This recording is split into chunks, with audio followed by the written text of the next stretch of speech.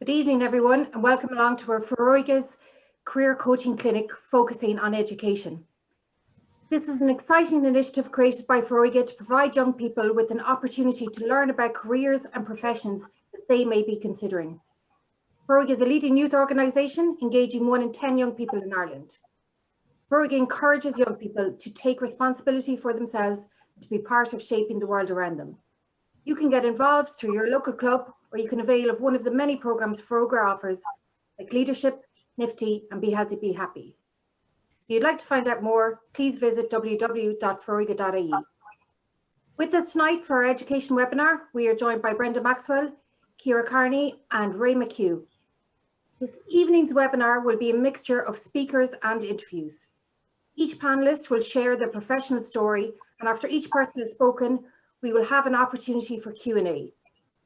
You will notice along the bottom of your screen there is an opportunity to open the Q&A feature.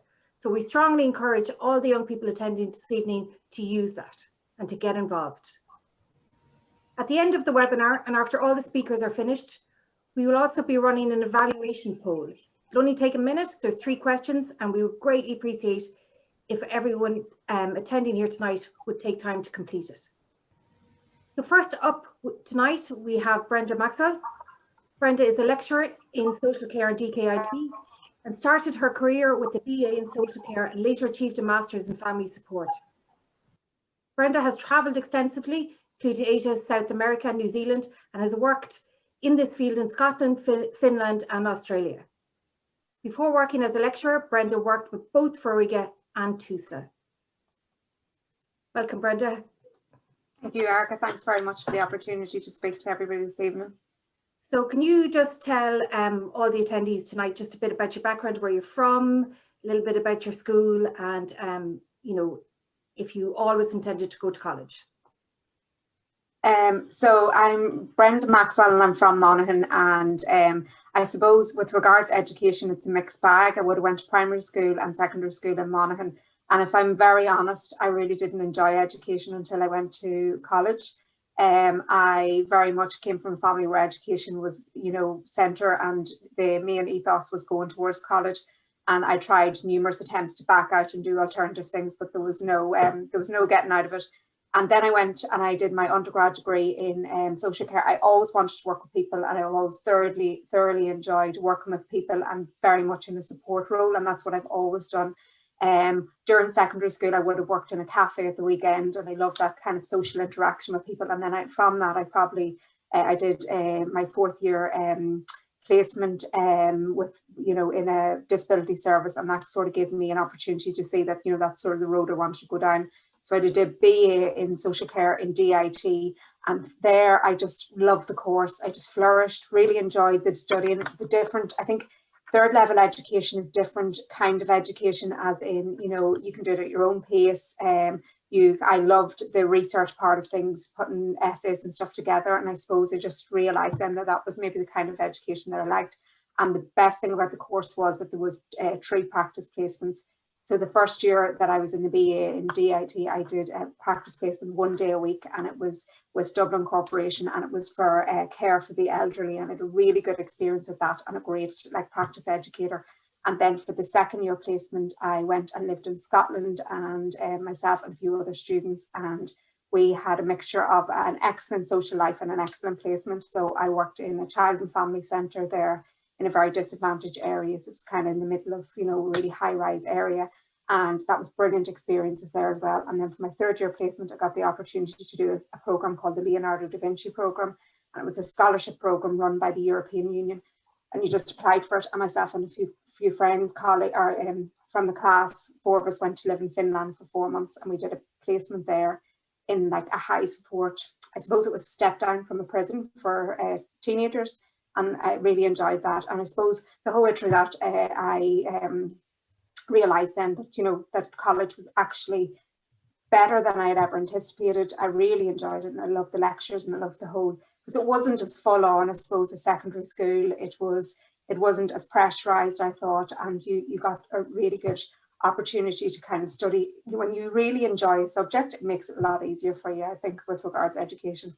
And then when I finished my degree, I got a job in Foróige, and I worked in Foróige for 14 years on and off. I took 2 years out and I lived in Australia, and I worked in social care in Australia in between travelling. So my experience in Foróige was I worked on a Garda Youth Diversion project and worked with brilliant young people and really thoroughly enjoyed that. So after 14 years of working in that area, I decided I wanted to go back to education. I'd always wanted to do a master's, but it was kind of getting around it. I went back to NUIG and I did a master's in family support and policy over 2 years part-time. And I really enjoyed it because it was actually a good way of refreshing myself, because I haven't been in education and there was a lot of new legislation and policies and stuff like that. So I enjoyed it. It was a challenge, definitely a challenge, because at that stage I had 2 small children. So it was, but from a class perspective, it was, I think, the best part of my college experience. And both experiences were that I met lifelong friends. You get great support, and I really enjoyed it. I went to work with TUSFA for a year then, and then I suppose what has always been at the back of my mind and my main ambition was to do lecturing, because I love the research part of it so much, and especially love doing the research dissertation, both in undergrad and then at the master's level. So I have been with DKIT for a year and a half. I'm a lecturer in social care there then. So I suppose that's my educational journey to get there. But what I would say to you all is, when you hear that somebody's a lecturer, you think that they're this academic or whatever, and my earlier experience of education wasn't that. I just found a niche in the market that I really liked. And if I was giving you any advice, it would be, if you like something, pursue it, because that's half the battle and it's what makes education enjoyable for you. So just to ask you about a couple of things you've mentioned there. So you gave several examples of work experience you've done and how important that was, or formative it was in your decisions later on. So these webinars have been created in response to, I suppose, the lack of those opportunities for young people at the moment. But many other mentors on similar webinars had encouraged the young people to seek work experience and volunteer and get involved in local organisations. Would you recommend that, Brenda? I would absolutely recommend that. I would recommend, and obviously now in the current pandemic times, but hopefully we will be exiting from them in the near future. I would say one of the most formative things for me originally was working in that coffee shop. I got an experience of my first employer. I got the discipline of having to be on time. I got the experience of actually having to do jobs I really didn't want to do. But I also had the experience of working with girls that I'm still friends with them like 30 years later. We worked together every weekend. There was great camaraderie. We weren't necessarily from the same school. It was a diverse, lovely experience. And that was, a precursor to the working world.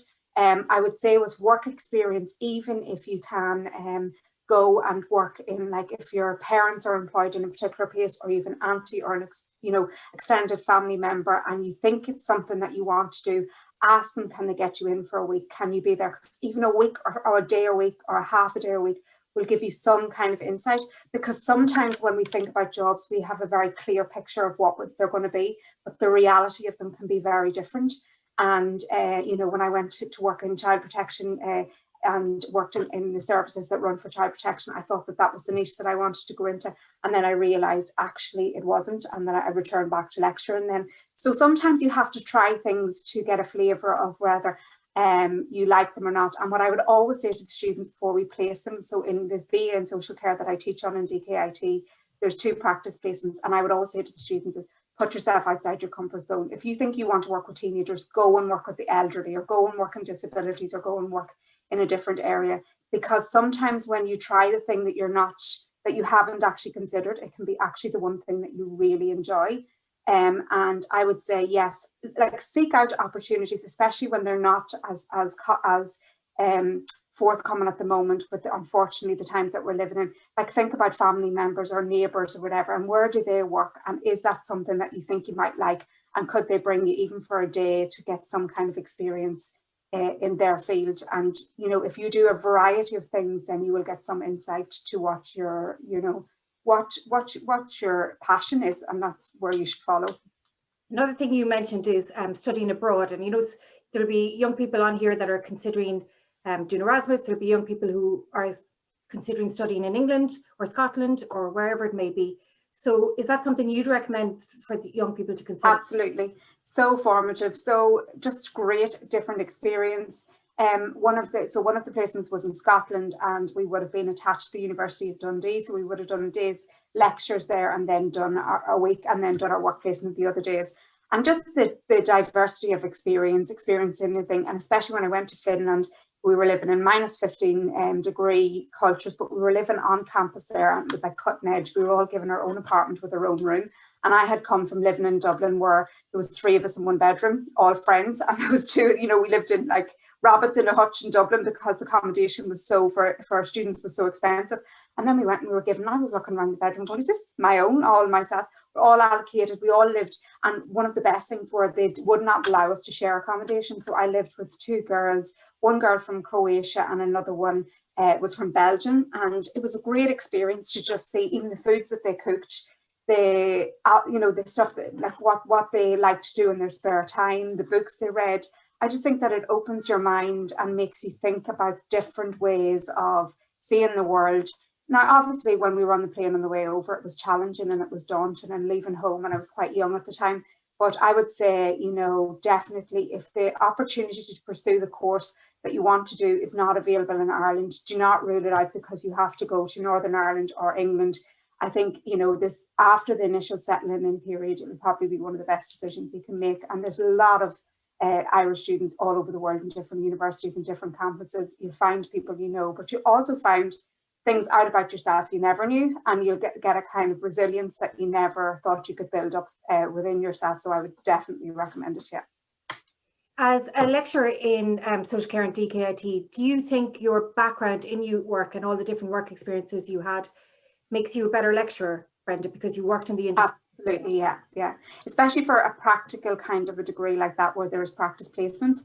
So, you know, my 14 years experience in Foróige, the experience I worked in a drug and alcohol service, in a frontline service for homeless people in Australia as well. And all of those experiences, like, you can have all of the theory you want, but if you can't link it to practice. So when I'm speaking to students about, you know, the theories and the back and the underlying ideology around social care and about the subjects, I always track it back. And when you get the students' attention more, when you can tie it in to the reality of life.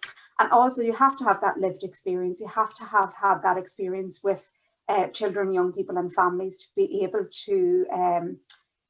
to really teach social care students of how they are going to have to interact.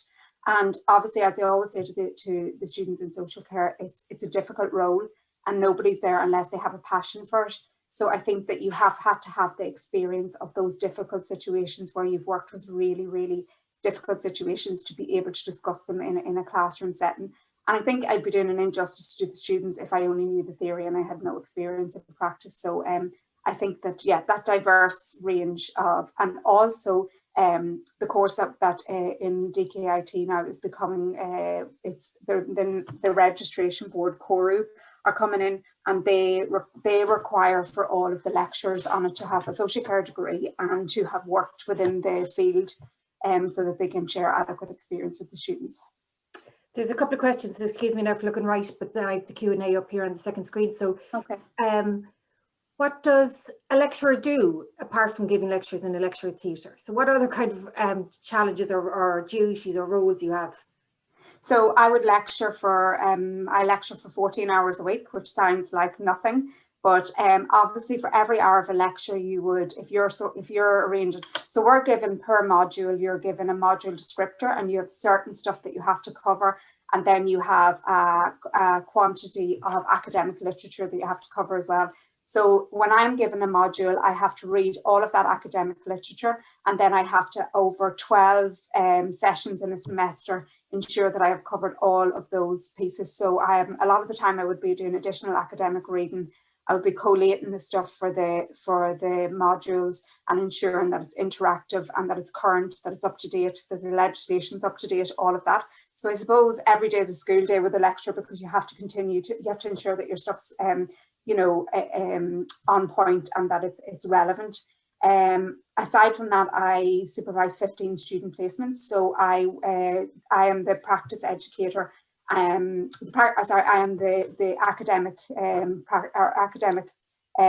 source for them. So I go out and I meet the practice educator. So if we have a student placed, say, with TUSLA or with the National Wheelchair Association or one of those, I have to go out on 2 placement visits. I have to ensure that legislatively they carry out 400 hours of work placement. and I have to ensure that they meet the learning objectives that CORU prescribe, and I have to ensure that the student, so then if there's any difficulties in the placement, whereas the student's not getting on well, or there's difficulties with the student not performing adequately, I have to sort them. So there's a lot of mediation and stuff in that.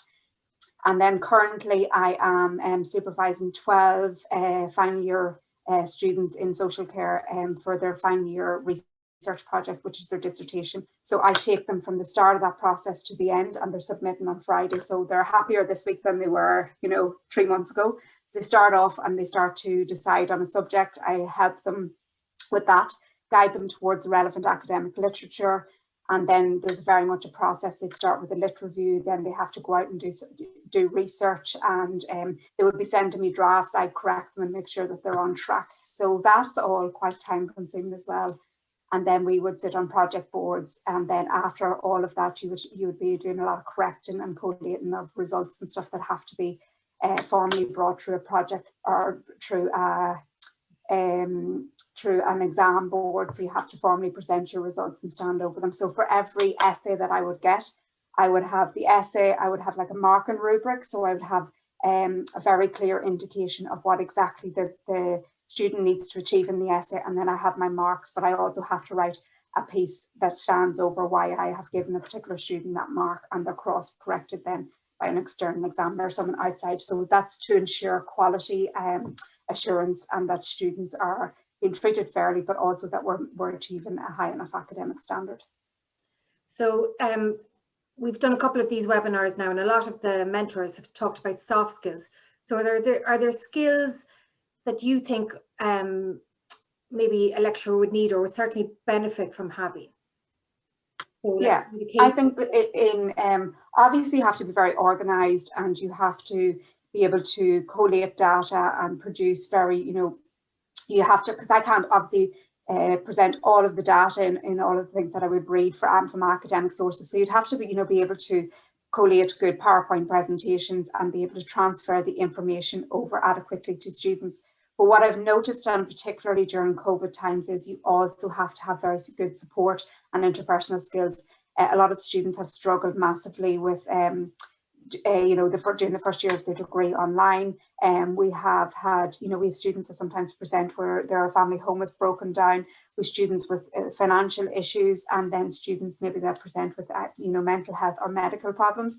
And it's trying to support them to stay in education and to, achieve what they want to achieve. So it's meeting with them, ensuring getting extra stuff to them. And then you may have students who struggle academically, but they are, really interested and really want to achieve their degree. And it's just giving them additional help and giving them additional pointers and going back over things and ensuring that they've, access all the information. So although you have to be able to transfer information and teach it, I think that you also have to, and I have to have those mediation and support skills to be able to support students when they go out on placement, or to support them through their research projects. And a lot of students would find their final year dissertations quite stressful. So it's kind of relieving that stress and going from kind of a strengths-based point of view all the time. Okay, that chapter maybe wasn't great, but this is how you can improve it. But what you have done well is this. So it's always trying to bring the student with you and encourage them, because I fully believe that although ability in education is in some ways key, I think what you lack in ability, you can make up if you are hardworking, and if you're committed, and if you really have an interest. You can then, what you have in drive and determination, anybody can get a degree if they have good drive and determination and they work with a lecturer. So I think that don't let anyone think, if you're going to third level, how would I get a degree? How would I? Everyone is capable of getting a degree if you have the drive and the determination, if you want to get one. Yeah, and there's lots of different ways to get the same qualifications too. Absolutely. Lots of people meander and take different paths to get to the same place. There's really quick question here for you. What's a dissertation? Some of the young people are wondering what. So a dissertation is your final year research project. So in the last year of most degrees, you have to compile a document. It's usually between 8,000 and 10,000 words, and you have to undertake a piece of research in a specific area. So some people will specialise in disability. Some people will specialise in I have one girl who specialises in the methadone clinics. So she has looked at how the methadone clinics and those that are using non-prescription drugs, how they're supported to come off drugs or not supported. So that's what her dissertation's about. Another one is looking at how people with intellectual disability that have lived long-term in institutions, when they're transferred into the community, is their quality of life and their social inclusion better. So she has, went round and spoke to staff to see, has that improved people's quality of life. So you do a piece of research on a specific topic, and then you produce this, and you analyse the data, and you produce results and recommendations for future change in services or future research. So it's an intricate piece of work, but over the 4 years of your degree, you're working towards this, and your research skills build every year that you're in college. There is a question here about, a person who's nervous about going to college, and it's a big change for people moving out of home and living with strangers and all of that. But we get a lot of questions about, having outside interests and having that balance with not being completely focused on your studies. So, would you recommend that to the young people, that they've outside interests, or they're into fitness, whatever it is? Travel? Some of the best things that you will develop in college will be the clubs and societies. So every college will have a massive, and I kind of forgot about the social aspect of college because I'd been so far away from it. But on my first day in DKIT, I walked in, and there's like a large square, and there's 3 different cafes in it. So there's cafe up the corridor, there's one on the way in, and the buzz of the students in the morning, I thought, oh, this is what college was like. They were all standing around their coffee, having the crack, and, the social aspect of it is massive. There's clubs and societies, so there's all, there's GA clubs, there's yoga clubs, there's every kind of thing going. And I think that most people definitely embrace the social aspect of college, and sometimes the academic bit slides for a while they get used to living and sharing with other students. So I think that, if you embrace it all, you have to be brave. It is difficult going from leaving cert to leaving home and living with other people. It is it's a challenge, and anyone that says it's not, it's a challenge for everybody that goes, but it's also a brilliant life-changing experience where you'll meet loads of different people, different friends, and if you immerse yourself in the college life, you'll thoroughly enjoy it. And there's always a buzz about the college. There's always, plenty going on. They're always doing fundraisers. I came up the hall one day, and there was they were on spin bikes, and they'd music blaring, they were having a disco and stuff like that. So there's always really good. And then they've got another cafe where they play music really loudly, and loads of different snooker games and all that kind of thing. So yeah, it's really good. So last question, Brenda, what's your favourite thing about being a lecturer? I suppose I really enjoy the interaction with the students. I think that, you get to know them. Unfortunately, this year we've been obviously doing everything online, and it haven't had the same interaction with the students. But I've been where they've been, and I love to see the progression. Sometimes when people come in first year and they're struggling of knowing how to do a college essay and how to construct it, and then you see them in second and third year, and they've blossomed and they've figured out, and if you give them that extra bit of help.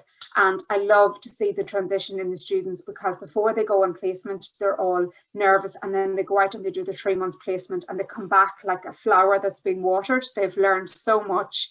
They can tie their theory to practice, and they know what area they might like to go into, or what they would, maybe they don't want to do that area, so they're going to look at a different area again. So I think that connection with the students and seeing them progress, and I love seeing students that who would maybe have found it difficult to get to college, or wouldn't have had maybe a very clear path, or mature student. And I always think that it's so good to see them in education and finishing. We would have a good cohort of mature students that would have come back to education. I just think that's brilliant. I'm so brave to come back when you've been out and maybe working for 10 or 15 years, to come back into education and do your degree. So yeah, I like seeing the students progress, and I suppose would be what I enjoy. Well, thanks a million. We didn't get to all the questions, but just for all the young people listening, we will do a general panel at the end, and Brenda might answer some of the questions, just type answers back to specific ones. So apologies if we didn't get to your question, but we'll try to get them before the end. So thanks a million, Brenda. Thanks very much. Thank you, Erica. Okay, so next tonight we have Ciara, who is a primary school principal. Ciara achieved her postgrad certificate in education after studying commerce and psychology. She also has an advanced diploma in coaching skills and executive leadership. Ciara is currently studying play therapy. She's passionate about traveling and has enjoyed adventures on every continent. So welcome, Ciara. Thanks very much for being here. Thanks, Erica. Gosh, Brenda's a hard act to follow there. Listen to her, she's great. Yeah, so I suppose just to start with my journey, how I got into teaching, it's a very, I suppose it's not a direct route. I like when I was doing my leaving certificate, I really struggled with what to choose. I went to a few career guidance counsellors. I really didn't know what to do.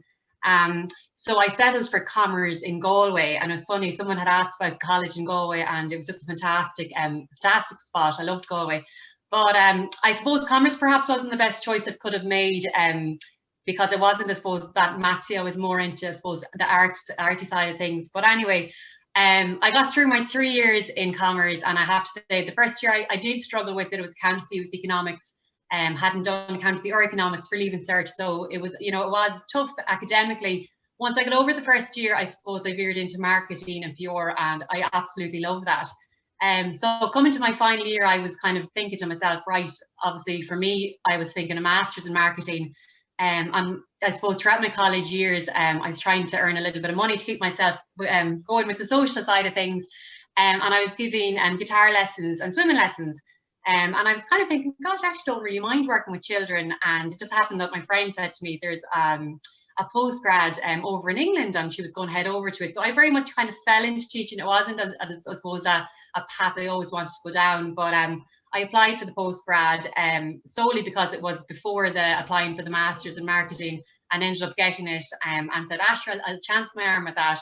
So I went over to Liverpool University, straight from commerce in Galway, and it was an 18-month postgrad, and it was very challenging, but again, it was a great experience. Liverpool is an amazing city, and again, wonderful to go over, I suppose, and meet people from all over the world training together. And again, you know, it definitely was daunting to leave Ireland, leave home, leave your friends. I was very involved, I suppose, in sporting life here in Longford, so to move away from that was, you know, was a bit scary. But anyway, needless to say, got through it all, and came back and ended up teaching in a school in Edenderry. So when I started in Edenderry, it was essentially a newly developing school. It was a brand new school that was just opened up. So it was myself and the principal, Kevin, and one other colleague, Debbie, who was in the who was an autistic unit, was attached to it. So again, I came out as a newly qualified teacher, and I thought perhaps that it was just normal to devise plans and policies, because of course we didn't have any of them. So it was a fantastic learning curve. You know, it was definitely busy.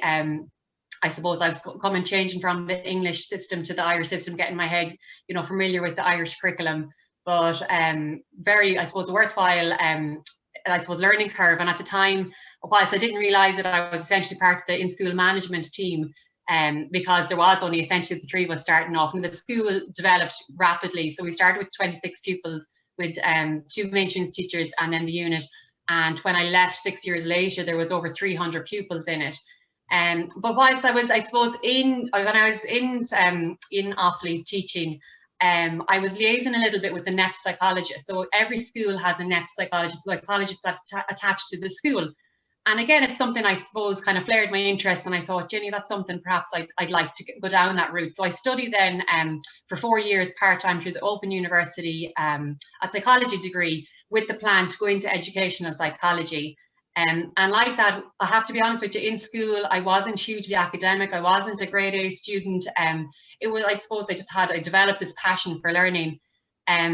So when I completed my degree in psychology, then I realised, unfortunately, that whilst an educational psychologist is a wonderful job, I suppose it wasn't for me. Liaising with the next psychologists, because the units, I suppose, were attached to our school. They were very involved in our school. I did initially think it was something I'd like. But over time, I realised that a lot of the times they come and work with the school, they assess the children, and then they leave. They actually, you know, don't get into the nitty-gritty of working with the children.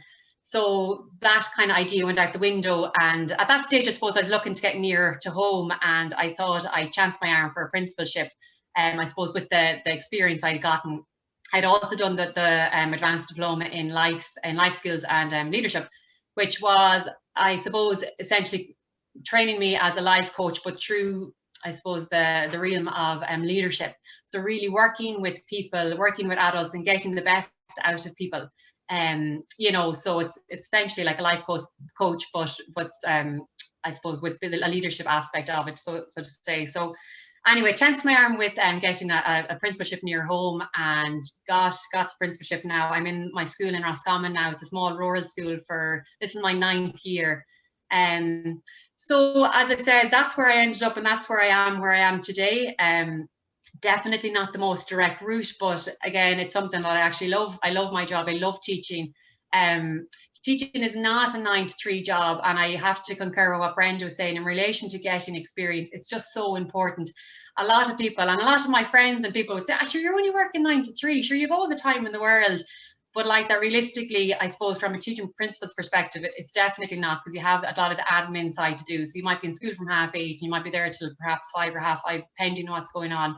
And so I have the dual role in that I'm teaching full time, but I'm also a teaching principal. But as I said, what Brenda was saying, really important to get experience. And I know in this, with COVID times, it's really challenging. Someone had popped up in the questions earlier when Brenda was speaking about they didn't know whether to do primary or secondary. My sister is a secondary school teacher, and I'm sure Ray will concur with this later. It's like chalk and cheese. Whilst you're definitely teaching, it's so different, because I suppose the age group just makes it a huge difference. For primary school, I would say, from my own experience, if it's not something that you enjoy, you won't last in it, because you're in a classroom, you are motivating, you are teaching children, you need to be kind of on form as such. I kind of like to think sometimes, in a way, I actually have a TP student in, so a teaching practice student in at the moment. And like that, it's funny, because after the first, he just started last week, and he was just to me Friday evening, oh my gosh, Ciara, I'm absolutely wrecked. You know, it's nearly like you're acting in sorts, because you come in and you have to leave your worries at the door. And, you know, you want the children to be happy and to be motivated. So, you know, when you might be having a bad day and tired, you know, you really can't come in and be like, you know, check out your books. Teaching again from when I was in primary school has changed so much. A lot of the teaching now, predominantly in the younger stages, is done through play. It's a learning initiative called Ashter, and it's children learn through play. And I suppose getting into that is when I recognise the importance of play, and something that again stimulated my interest in my psychology background was I'm currently studying a 3-year postgrad in play therapy, which is just fantastic, and it just, I suppose, roots the importance of children and how they learn through play. So perhaps even when you were in primary school, you might not have the best experience, but I like to think it's evolving constantly, and education is constantly evolving. There's new initiatives, there's new guidelines, so it's something that I would highly recommend. But just if you can at all, to get experience. And I said, I know at the moment, like even in our own school, we're not taking TY students just because of the pandemic. But even if you consider, perhaps, you know, if you have younger cousins, if you have younger brothers or sisters, you know, do you like babysitting them? You know, do they wreck your head as such sometimes? Then perhaps you mightn't have the skills for primary school, and you might perhaps lead more towards secondary. And again, in secondary, it's obviously your subject focus. So if you're passionate about a subject, perhaps it's something you might go into that way. Whereas with primary school, it's patience would be very important as a skill to have. You need to be very organised. And I really do believe you have to be passionate. It's not something you can just say, oh, it's my job. You need to really enjoy it, because I do believe you won't last in it if you don't, I suppose, enjoy it, or you're not passionate about it. I think that's really me. If there's any questions, I haven't checked the Q&As or. Yeah. We have a few questions here, Ciara. So we might just start with the first one. Was what age group do you teach at the minute? Maybe. So I'm in a small school, so I teach junior infants to first class. So they come in perhaps around 4 or 5, and they're maybe like 8 when they leave. So it's 3 class groups together, which is busier even in itself, because you have all the different groups going on. But yeah, they're great. I'll tell you, could write a book about the stories that children tell you. It's hilarious. Like, yeah, so the TP student at the moment is just like bent over laughing at some of the things they come out with. You know, they're a great class to have. Another one in here was just, I suppose, going back to maybe the start of your career. When you came back to Ireland after studying in England, was there any, say, add-on courses that you had to do around Irish? Yeah. So so I had to do the SEG, so Scrúdula Haic At the time, I was actually doing a 2-year diploma. I have just a huge passion of a graph for Gaeilge, so it kind of led into it. But you have to come back, and you have to, at the time now when I was doing it, that's a long time ago now, you still have to do it, but at the time I had to attend classes over in the Education Centre in Carrick. It's essentially your honours leaving cert, and it's kind of a similar paper. You have your paper 1, your paper 2, your oral, your oral. You have to go to the Gaeltacht, which is just great fun when you're in college though. And then you have to also have an observation. So an inspector, a figure will come and watch you teaching in Irish, just to make sure that you're meeting the criteria. So definitely, and it would be similar, I suppose, level to your honours leaving, honours Irish leaving certificate, yeah. Okay, great. The two here, I'm going to maybe lump them together. What exactly are the responsibilities of a principal, and would you recommend being one? Yes, very much so. I suppose the responsibilities, your main responsibility is to lead teaching and learning. So for the overall teaching and learning in the school, you have responsibility. So perhaps, again, it depends on the school context you're in. Obviously, I'm a teaching principal, so I have a full-time teaching role, whereas if you have an admin principal, it depends on the size of your school. So if you have over 8 teachers, you become an administrative principal, which means you don't actually teach. So so I suppose that's the predominant thing, is to oversee the teaching and learning in the school. But on a day-to-day basis would be, oh, Jenny, I suppose, again, to say that whilst I have full-time teaching responsibilities, I do have 1 day per week that I'm on admin, where I sit in the office and get office work done. So again, you're liaising with your board of management, you're looking at your policies, your procedures, your plans. So like, you obviously in a primary school, you will have a plan for every single subject, and then you will have, I suppose, policies in relation to, like, all schools, your child protection, your GDPR, your data. So there is an administrative side to it.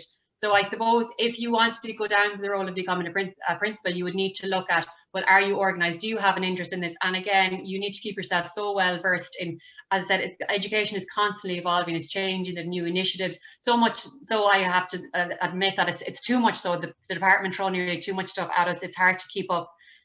Because you just need to keep yourself abreast of it all. Then, as I said, you're liaising with your board of management. So tomorrow evening now we have a board of management meeting, and there, I suppose, the board of management, they run the school. You have a chairperson that you're liaising with on perhaps a weekly basis, and then just planning, organising.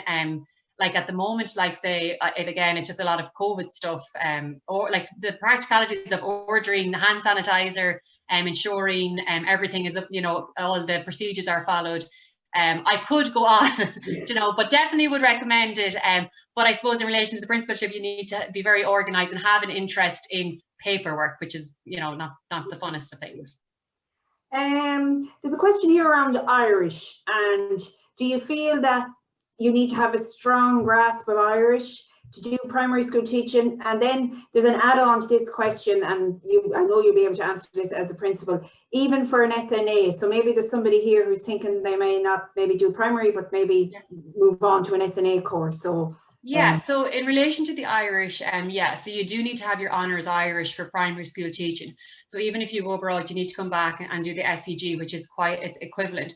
So your Irish, I'm not sure what the level is. At my time, you needed to have above a C1, but I don't even know what the H1s or any of that. Maybe Ray can tell you that, but that was when I was doing it. So you would need to have, you would need to have your honours Irish. I'm personally passionate about Irish myself. I think it's very important to I suppose, to keep Irish alive. So as a principal, I suppose in employing someone, that's something I would definitely look for.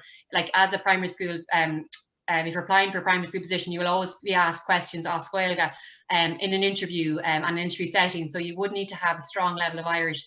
In relation to a special needs assistant, no, you wouldn't at all. So a special needs assistant, we have a full-time special needs assistant in our school, and they're working with children with special educational needs. So there, I suppose, the NCSE, the National Council for Special Ed, will grant schools I suppose access to an SNA based on the level of support that they need. So we do, as I said, we have one in our school. She's actually shared between 2 children in 2 separate classes.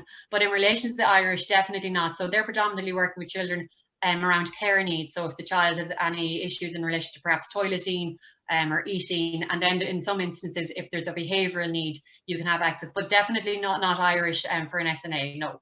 Okay. this is one we've had so in all our clinics around work experience. Do you think that, like, if there is a young person who's an interest in doing primary school teaching, that they should try, I know at the minute with COVID it's not possible, but insofar as possible to get some experience of what it's like? With 100%. I really think within a day of being in a primary school, you will either leave it saying, get me out of here quick, the noise is going through me, these children are crazy, what's happening? Or you would say, oh my God, this is the most amazing place. You'll know, I have to say, within a day, you will know it's for you if it's not for you. Because I genuinely think that you're either one way or inclined or not, especially in primary school, because it's either for you or it's not. And I do, like, majority of my friends that are primary school teachers, like, we're just a disaster at times to be around because we're so passionate and we're always talking about our pupils or something that's going on there, and people are saying, can you talk about something else? But you know, you're very passionate about your job. But definitely, if you can at all, I know at the moment with COVID, most schools aren't taking TUI students, but if you can at all, even perhaps you could contact your local primary school around June and perhaps say at sports day, would you be available? Would they allow you to come in perhaps for sports day, that because it's outside, that maybe they might facilitate you that way, and of course you'd be masked up, but it's just the fact that it's outside rather than being in an in-class setting, that might be a way around. I'm just thinking out loud here because I know at the moment, for my school at the moment, we aren't, but that might be something to consider. Great. Maybe you don't know this, Ciara, but if you study teaching in Ireland, can you teach abroad? It depends. As far as I know, Bernie, it depends on the country. So a lot of my friends have gone over to Dubai and Abu Dhabi. So it is recognised. I would say in most cases, yes, but I'm not 100% sure. But I definitely know of people who have transitioned from here over to Dubai, Abu Dhabi. I have another friend over in Scotland as well. And perhaps there might be certain things that you need to do in relation to perhaps religious education, depending on the school that you go into. But perhaps it might be dependent on the school you go into. But mostly, I would believe that you will be qualified, but you may need to have a little add-on. Okay, great. There's another one here, and I might give Ray this one as well. When we talked to Ray, they said they did experience in a primary school and they loved it, but they're wondering, would they like secondary? And I think you've sort of answered this already, and I'll ask Ray that one. Yeah, like I just think, I said, my sister's a PE and chemistry teacher, and like she would say to me, like she has young children, and she would say, how would you do it? Like, how would you have a class full of? Whereas I'd look at her and I would think, like, my class is the best crack ever. You have great fun in the class, and then I'd look at her and I'd be like, the stress that you have to put on, it's all exams. That wouldn't be for me, So it just, I suppose it depends. But again, try and get, maybe it would be suitable to them. But again, try and get your experience if at all possible. Okay. Just trying to think. Yeah, there's a question here. Would you recommend it as a career? Yeah, if you're passionate about it, absolutely. Like it is a lovely job. It is a challenging job at times. As I said, 9 to 3. It's just that's not realistic. No teacher I know goes, if they go out the door at 3 o'clock, perhaps to collect their own children, they're bringing work home, they're correcting at home. Like, as Brenda was saying as well, you think like, oh, these are amazing lessons, but there's planning behind it. In primary school, it's very plan focused. We have to change our plans fortnightly. You need to have your set of plans, and like my plans for fortnight are 14 pages long, and I've been teaching for years. There's a lot behind it, and I do think once you're passionate about it, once you again, I suppose in primary you need to have like patience as well, but I definitely would. And I said, like, it's lovely. It's very an enjoyable job. I said, I could write a book with the stories they tell and the stuff that comes up in class. Like, I won't say anything here, but it is, like I said, they're hilarious, especially the younger kids, the stuff they come out with. But I love it. I love my job, so I definitely would recommend Bernie. Yeah. Okay, that's great, Ciara. Thanks a million for that, and there'll be more questions at the end when we do the full panel question, and there might be a couple in there, Ciara. I see there's one around play therapy. You might just answer that directly. Thank you. Okay, thanks a million. So we're going to move on now to the last speaker of the night, who is Ray McHugh. So Ray is a secondary teacher of geography and religion. He firstly studied for his BA, and then he achieved a higher diploma in education, as well as completing a higher diploma in education and management. He cites his own primary school teacher as his inspiration to pursue a path in education. And Ray has taught in schools in Dublin and in Mullingar, and he is currently Leaving Cert year head in his school. So welcome to the panel, Ray.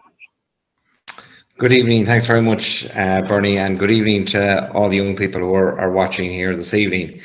I suppose to start off, this little story about teaching in my own experience, I think maybe one of the questions people have had is, well, why did you go into the profession? All right, what inspired you? And I think it's like a lot of jobs, you know, that we focus or we have an interest in. There's a significant person or persons in your life who inspires you, encourages you, or there's some spark there that kind of makes you think and say, maybe that's something I'd like to pursue.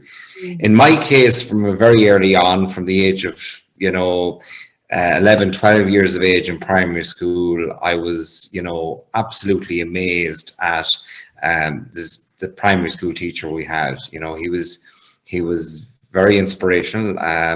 Only retired actually a few years ago, and someone who, I don't know, he was a fabulous teacher in all disciplines, and I suppose that really kind of made me reflect on, would this be something I'd like to do later on.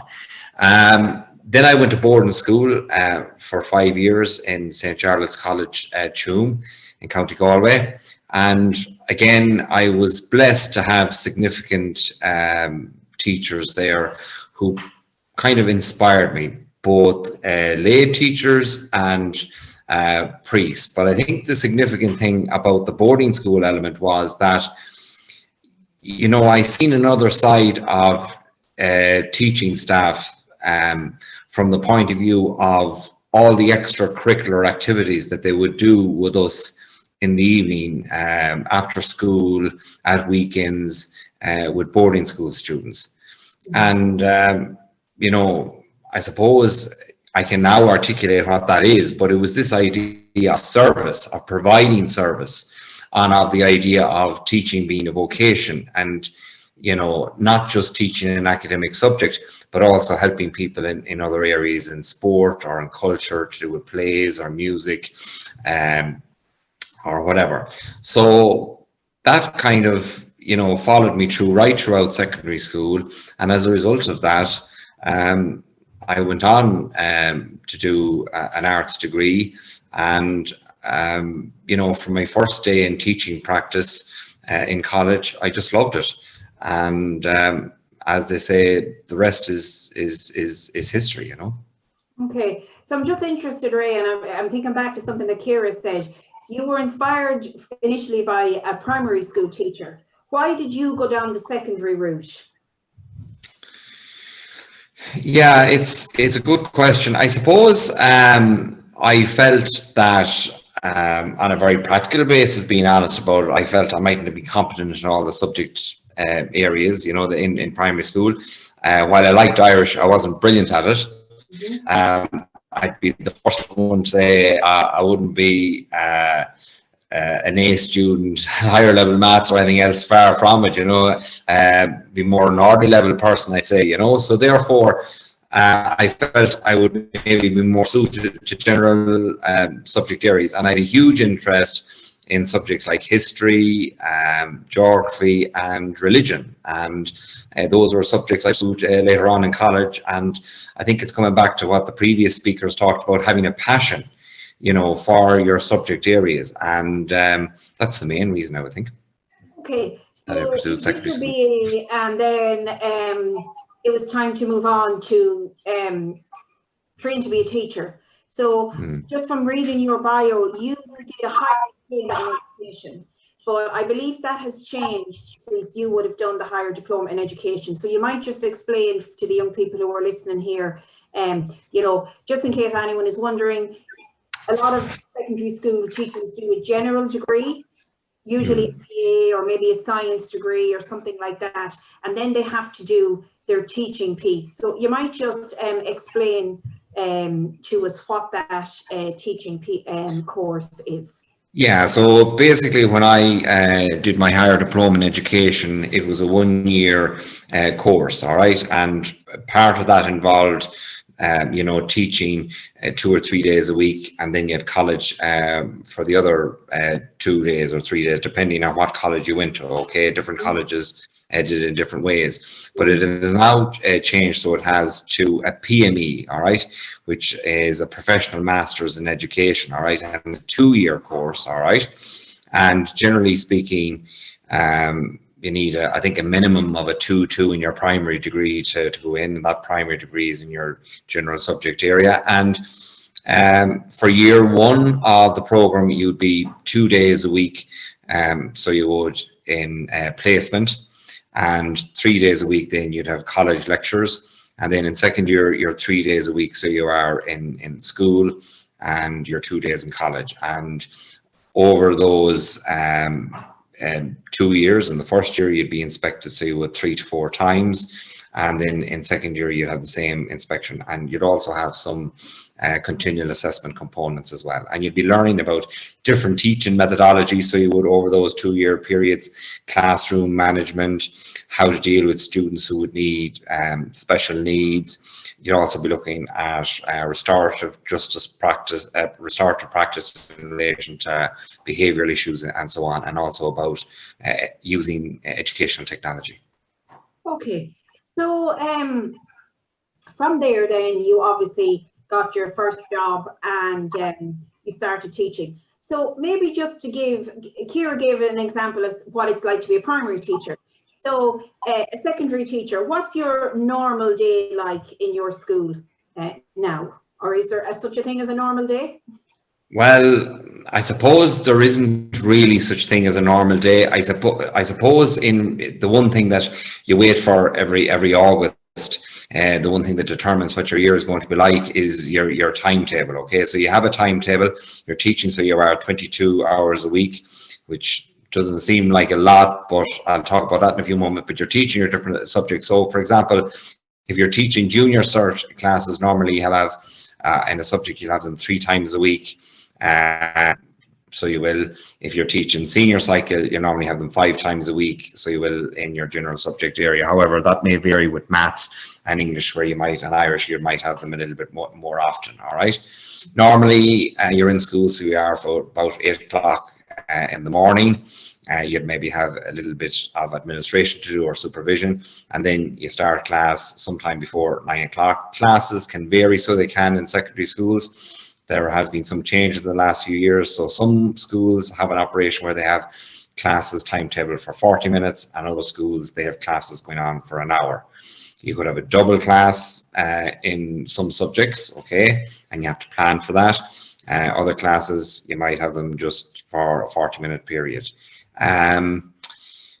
I'm also a year head, as you mentioned earlier, so that is basically a leadership role in the school where you're looking after a whole year group. So generally speaking, you take on a first year group and you go with them right throughout the 5-year cycle. And in that role, basically, you're there to support them from a pastoral care point of view, deal with any issues that come up from that they might need support and academic support. Look after any discipline issues. You'd be having meetings with parents. You'd also be tracking, so you would their academic performance in various exams and so on. So there's a lot of administration in that job, and I suppose while you might finish at 4 o'clock in the evening, as Ciara said earlier on, and Brenda, there's an awful lot of work that you're doing then afterwards, a lot of administration work. And I suppose, you know, the situation with secondary school is you have state exams. You know, you have both junior cert exams and leaving cert exams.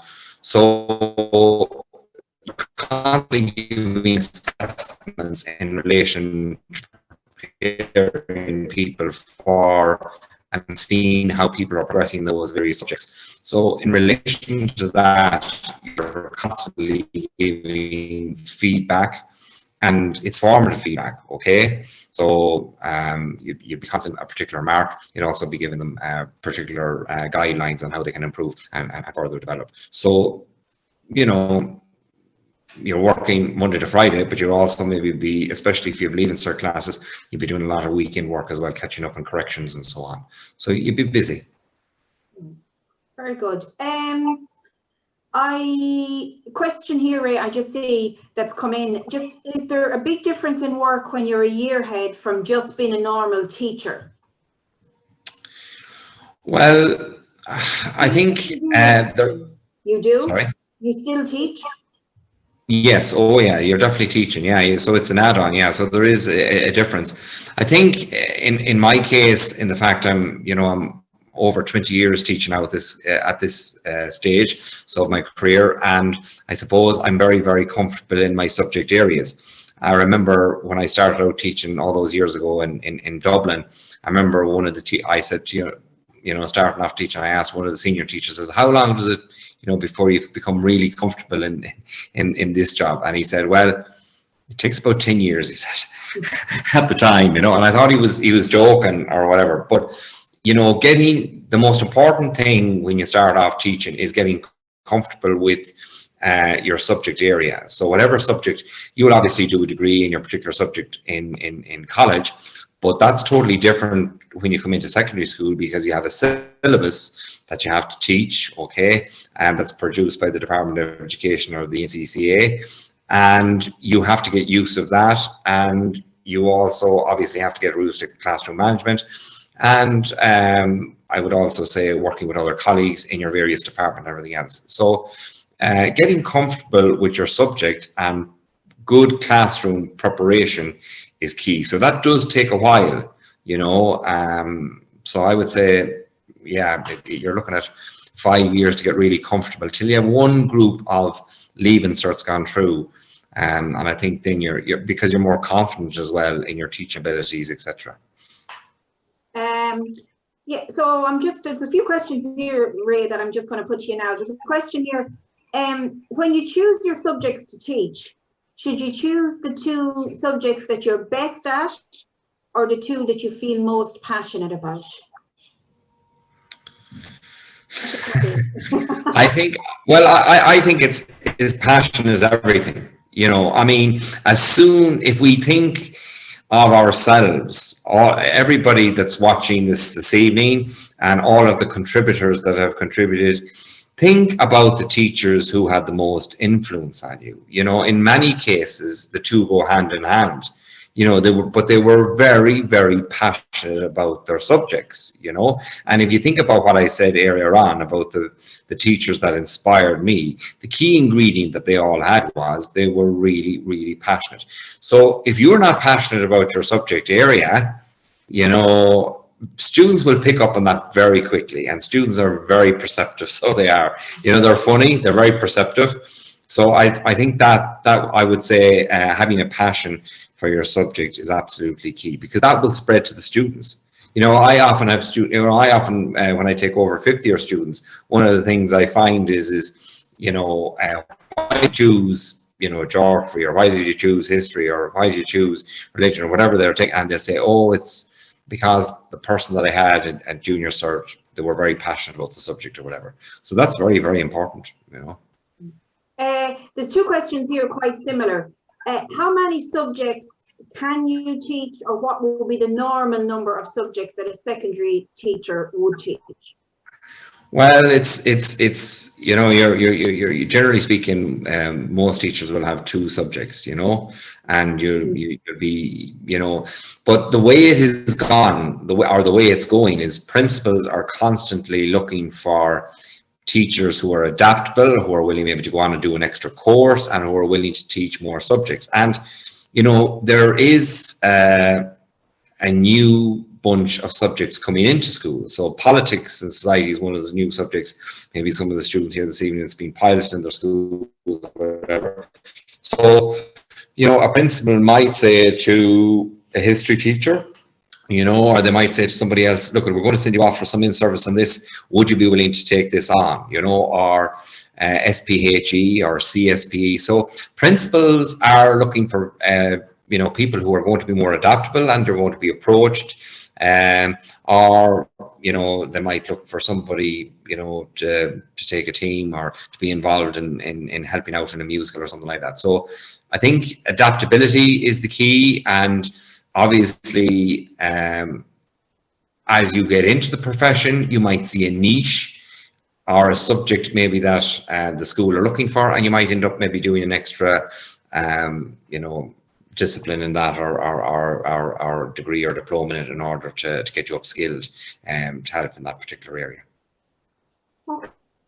Okay, there's somebody has, and you can probably answer this, Ray, they've just said about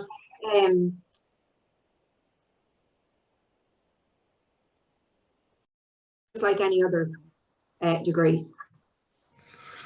I think it's like any other degree, you know. I think all degrees today are challenging. I think there's, you know, a lot more expected, etc. So I think that's what I would say in relation to that. Okay. Do you enjoy it? I absolutely love it. I think, and one of the key things I would say is, you know, there's a few key things. You have to enjoy working with young people. You have to have, I think teaching is still, for me, it's a vocation, you know. I think, you know, I would see this as a year ahead as well, because being a year ahead, you get to see how other teachers are getting on, and a lot of the times maybe you might even be mediating between teachers and students in various issues and so on. But it is about fostering good relationships with your students. So it's all relationship based. So you know, it has changed a lot from the time I went to school, you know, where it was much more, you know, you came in, teacher came into class, he said sit down, you do your, it's a lot different now. It's more collaborative, and it's definitely about relationship building. That is absolutely key, you know. But no, I love it, you know. I feel very privileged, because what I would say about it is I think at the back of my mind always you're saying I'm making a significant difference to that person's life, you know, and you have to see it like that. So every day you get up, you realize that you're making a significant difference. And maybe one might realize that at the end of the 5 years, or at the end of the year when students leave, or whatever. But that's important to keep that in mind. There's a question here about subjects. Can you decide as a teacher if you want to teach them at senior cycle or junior cycle, or is that decided by the school? That's decided by the school. That's decided. It's because the timetable is all dependent on the needs of the school. So, for example, all right, at the moment in Leaving Cert this year, we have 3 geography classes. Okay, but in 5th year we have 2. Okay, so you know, one teacher's taken out there, or they take turns or whatever. So basically, it's down to the school management. You don't really. You can't now you might say I have an interest in teaching a particular subject, and you can approach the principal, but the timetable and all, that's down to the management of the school, and they decide on that. Yeah. Okay. Don't know whether you'd like to answer this one for us, Ray. How do you find the accredited grades process? I presume there's a Leaving Cert on here, wondering how you're finding that, and do you think that maybe students are a bit overwhelmed by it? Maybe as your role as a year head, do you find maybe you have more support to give? You said you were Leaving Cert year head, you know, to students around this. It is a stressful time for them. Yeah, no, I don't mind the accredited grade process, because I would test or set an awful lot of different assessments for my students, so I would know them really, really, really well. So, you know, I would nearly be able to predict now with my own students what they would get more or less in the Leaving Cert, because of the process, because of all the assessments I would have both in 50 and Leaving Cert. So it doesn't phase me at all in that regard. I think in relation to the youth this year, for the Leaving Cert, I think there's a great opportunity this year because I think, you know, the fact that the state exams have actually reduced the amount of questions that people have to do with the exam. I think that's a big plus for students who will be going and doing the Leaving Cert this year. So there'll be more choice. So I think it's a lot better, you know, in that regard. Okay. I think that's it. Nothing. Oh, actually, I suppose where you might answer this for us, it's you know, sometimes we use terminology that maybe the young people don't understand. What is an arts degree? Well, it's basically general subjects that you can do. You can do psychology, you can do sociology, you can do various different, it can be called humanities as well. So you have a choice of different subjects, and then you kind of specialize. So you can then in second year and third year. They're usually like your post-primary subjects, so your histories and geographies, your Englishes, all of those. So I suppose someone who's on here tonight who might be interested in just being maybe a humanities teacher, they would be thinking about an arts degree, geography, history, maths, some of those was their interest. Okay, that's great. Thanks a million for that, Ray. And I'll hand back over to Erica now. Okay, so we just have a few questions for the entire panel. So if you want to mute yourselves, we'll just pose a couple of questions to you. So we get a lot of questions on these clinics about young people being particularly stressed about decisions that they're making, that they're making the wrong decision, maybe about a subject choice or even about the course. So Brenda, do you want to take this? What advice would you give young people who are in that position at the moment? Yeah, well, I suppose if you look at the panel and reflect on what both myself and Ciara have said, that we went and did a particular course and then added on extension course. I think that learning is now not, it's lifelong learning. And I think that you can never copper fast to make the right decisions in everything in life, but generally, no matter what decision you make, you learn something from it, or you will, you know, you may go and do a degree, say if you did in humanities or whatever, and figure out, actually, that's not the area that I want to go into, but it could lead you on. And as you mature and the more your experience you are in life, your interests change. So although I went and did my original degree in social care and enjoyed my 14 years in practice, I felt then, you know, that I had, you know, been there, done that part, and decided then to go back, you know, 13 years later, I went back and did a master's. So I think that you can't, the decision that you make is not your final decision. It's not your final destination, and you can't be too hard on yourself too. And I know that there's pressure from parents and families, you know, to make the right decision and thing. And what Ray said there is, you know, the people that you will attune to and the people that you look up to the most are probably those that are most passionate. So go on passion, go on interest, and go on what you think you'd like.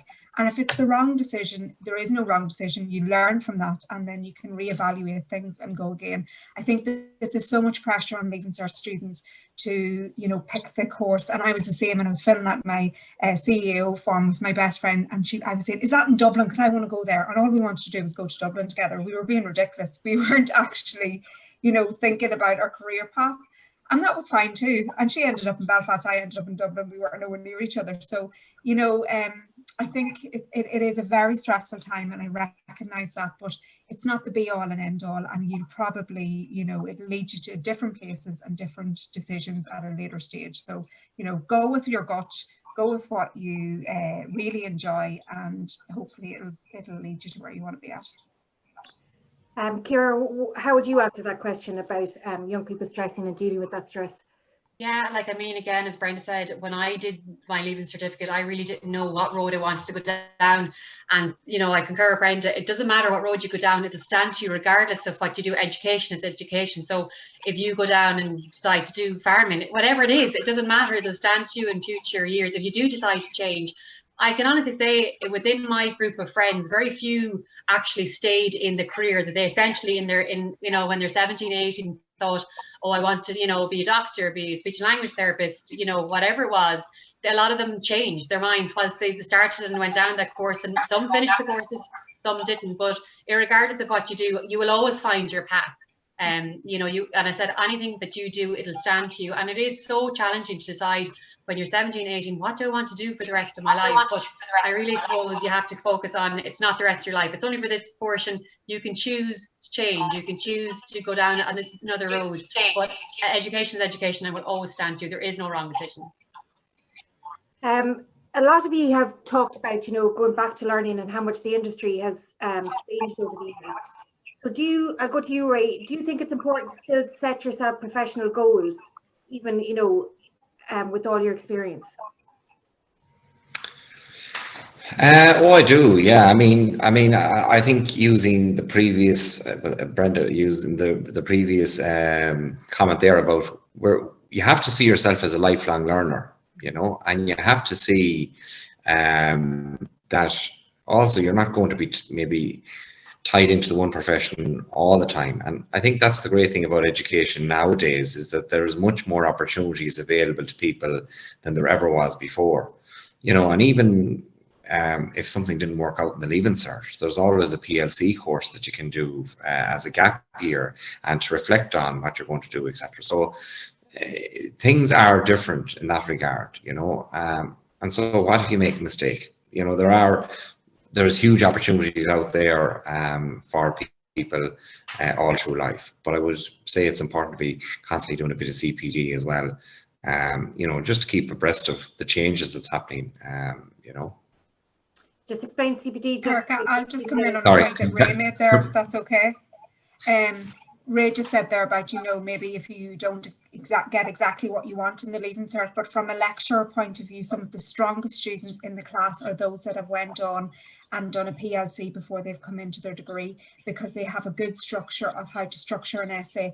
They have been in that kind of the system which lends itself to third level education, and they're, you know, so there it's I think if you are very unsure, I would totally and absolutely, from a lecturing point of view, advocate that you could go and do a PLC that is around the area. So we would have a good few students that maybe went and did a PLC in nursing, and they thought that was the area that they wanted to go into, and then they realised, no, I want to be in the care area, but not specifically nursing, and they've come in. But they can come in, and I can pick those students who have done a PLC because they have in first year got the structure and the format of how to start to learn at third level, and they have started then to look at, you know, academic texts and research and journal papers. So I think that there's definitely valuable options. So if you don't get what you want in your Leaving Cert, sometimes it can actually be an advantage to you, because you can go and flavour something else and then get into the course that you want. So I would say don't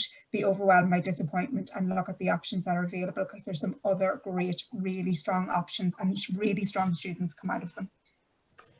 Yep. So sorry, Ray, just go back there and explain CPD, because it'll come in the question. So continual professional development, okay, so that you're constantly looking for courses to aid your professional development. So just a couple more questions before we finish up. So I just going to ask all of the panel just quickly, what one piece of advice would you give to young people listening in tonight? So Ciara, do you want to start? Yeah, and I think Brendan and Ray spoke about it, like in relation to the Leaving Cert, and I have to be honest, you know, we all stress about the Leaving Cert, we really do, but it's just a minor. When I look back on it now, I just, like, and I was very stressed at the time, didn't know what I wanted to do, was head down, was really worried.